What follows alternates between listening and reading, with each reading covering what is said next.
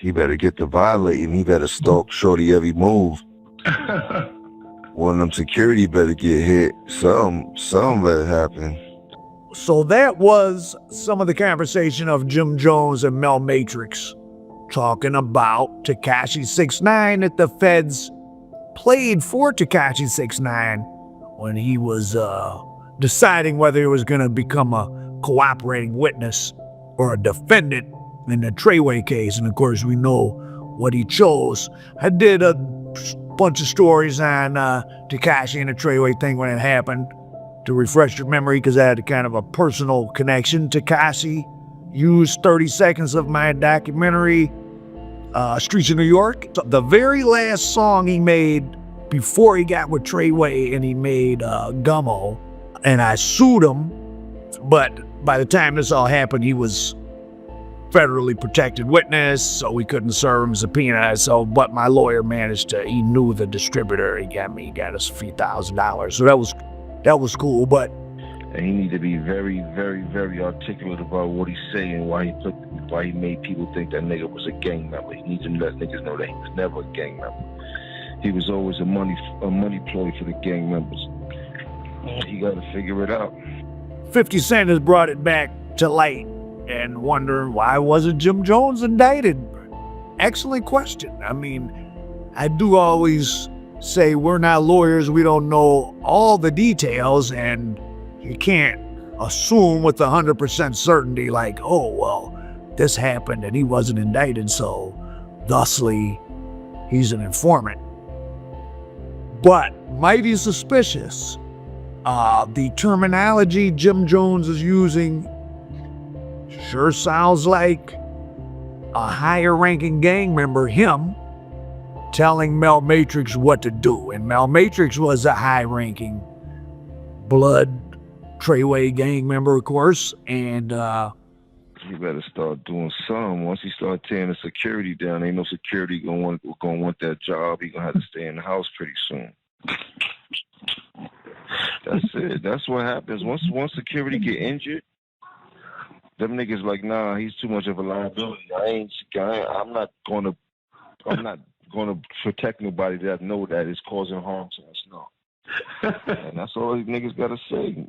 One shot, he let niggas know, man, bro, we gonna tear the security up, bro. We not even worried about you, bro. You ain't even. We gonna tear the security up. Once niggas start doing that, the security gonna be like, listen, bro, I ain't in it for this, bro. You don't have to do this shit on your own time, bro. You can't. The security out in New York can't run around with fire on them, right? Nah, them niggas, or unless they ex-police, but it don't matter at that time because they doing an illegal job.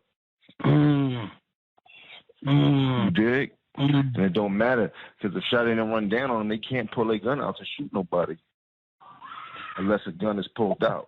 So there, Jim Jones is just laying out a blueprint for what Shotty needs to do, and the phrase violate, or the word violate, and the phrase super violate, these are phrases that have been used against people that are in prison or people that have been in and out of prison on the East Coast, the New York various blood gangs, various indictments that the federal government has established. These are code words for attack, violate, super violate, kill. I mean, other people have been sent to prison for using these words. Why was Jim Jones not even, we don't even know of him being taken into custody and questioned, at least. We would have known about that, I guess, unless it was worked out with the lawyers and the federal prosecutor privately. So there's Jim Jones giving what seems like, a pretty elaborate blueprint. It's not just two guys talking on the phone and one is like, oh man, that guy's crazy. Somebody should do something to him in some vague way. He tells Mel Matrix to catch, he said, so one of his security at least needs to get shot. Sheesh. And then he tells him that once the security is shot, the security No one will want to do security for Tekashi, in New York at least, because they felt it's disrespectful for Tekashi to be in New York when one of the strip clubs and this and that. If you shoot one of his security, no one will want to do security for him because the laws in New York, and this is what Jim Jones is breaking down in distinct detail to Mel Matrix, a.k.a. Mel Murder, that security can't carry guns unless they're off-duty or retired police, and those guys can't pull a gun first. They can only pull a gun if another guy... So he's really saying if you go after Tekashi with firearms, security's not going to matter, and they at least need to do that. Shotty better get on his job. Mel Matrix sure sounds subservient. I mean, he's asking, it's like he's being told what to do, which is pretty interesting. And people have made all sorts of allegations about Jim Jones. There's supposedly some gun case. I don't get into all that. I don't know. But this is a hell of a recording. Now, maybe Jim Jones' lawyer, bodied it and told the federal prosecutor, well, good luck. There's probably in the absence of any other evidence against Jim Jones of doing anything, maybe just a conversation alone.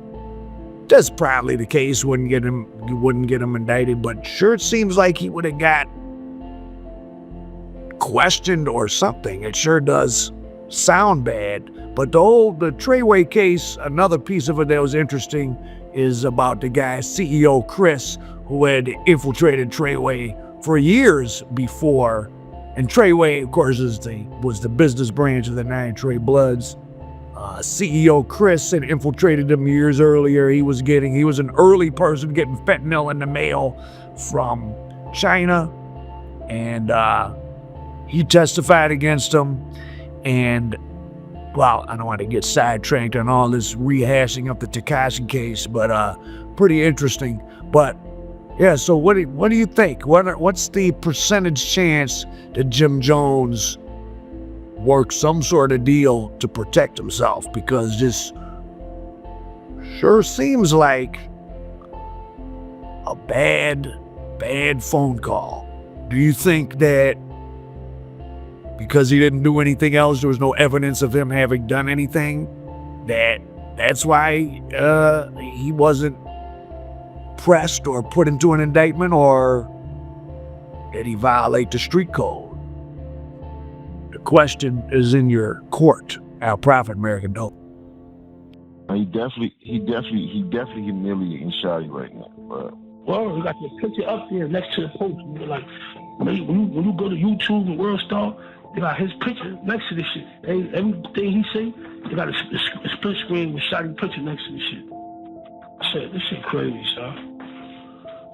But he's doing that to make K9 think he don't got no relationship with Boy. That's what he's trying to do. He's trying to live. He's trying to separate himself. That's cool, but now he gotta get violated. Yeah, super violated. Super duper. So ain't too much he can really do unless he go run around with 100 armed securities all day. You know what I'm saying? He gonna get shot at Penn. He ain't getting enough money for that. That's a fact. And he just canceled all his shows. And he ain't a gang member no more. Nah, he ain't nothing. That's what Shotty needs to make sure he do. Nah, we tell that nigga that he not a gang member no more. He kicked out the whip. He was never a gang member. Nigga, Shotty need to expose him. Nah, it's pussy. Remember the dude? They got a TMZ. TMZ want to talk to niggas on Monday. So Shotty like, you want me? Crippy. I think he said. You don't need to be on no TMZ. Let Shotty be on TMZ. I'm not gonna get on it, but he wanted me to talk to nigga and tell nigga what happened, like, cause my lap first. You feel me? So he want. You don't say nothing. You let Shotty handle that shit, bro. You don't say nothing. So don't say nothing. Nah, Shotty gotta handle that shit. He get on TMZ. He need to talk his talk and he talk his shit.